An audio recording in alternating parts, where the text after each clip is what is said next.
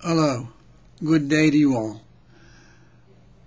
This particular Sunday, as we progress through September, is the 25th Sunday in Ordinary Time for September the 19th. And the Gospel text is Luke chapter 15, the first part, verses 1 through to 13. What an interesting story, isn't it? At the very end, he says, "You cannot serve both God and mammon." I always got a kick out of that word, mammon. And basically, as I understand what it means, is to live to be wealthy. That means not quite so much live to be wealthy as live pretty much just with this world in view. You kind of leave the next world off to itself. I think this gospel poses some questions for us we really need to take into consideration. What am I ambitious for? What is my life all about? What do I want for myself out of my life? What are the goals of my life? And even more than what a high school student or a college student would have. It would mean life overall. And what am I doing about it? I think for many of us that a good life is a good life in this world. And the steps that go in that direction are a good education, to get a good job, to be able to have and afford a good home, and the good things that go with it, to be able to support a family, and a good, pleasant, comfortable style. The divine, the holy, the spiritual, the religious have a minimal role. They're there, but not so much. It's the real emphasis in this kind of an outlook, and I believe that many Catholics have this type of an outlook. The real emphasis is on having the nice things of this world, sort of letting the next world take care of itself.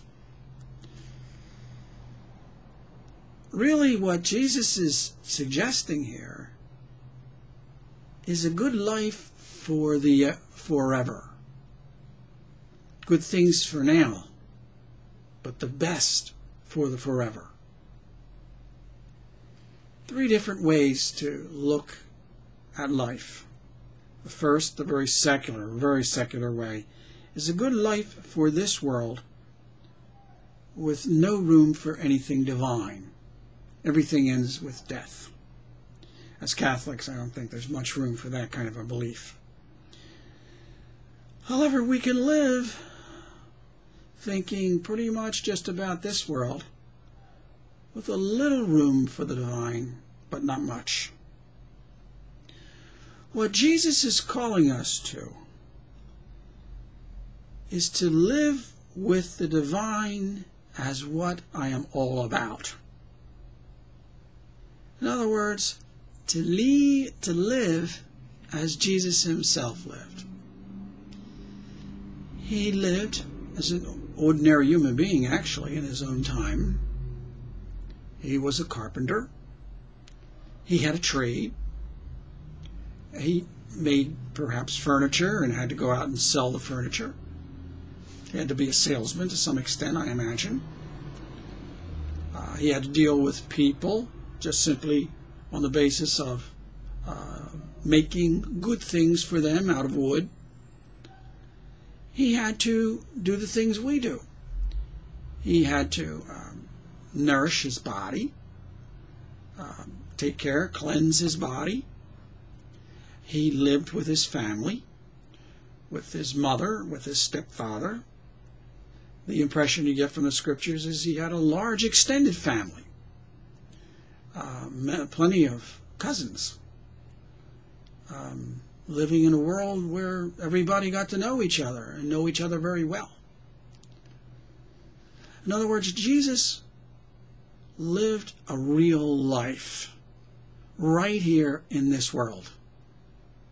And yet for him, divinity, the life that is forever, was central.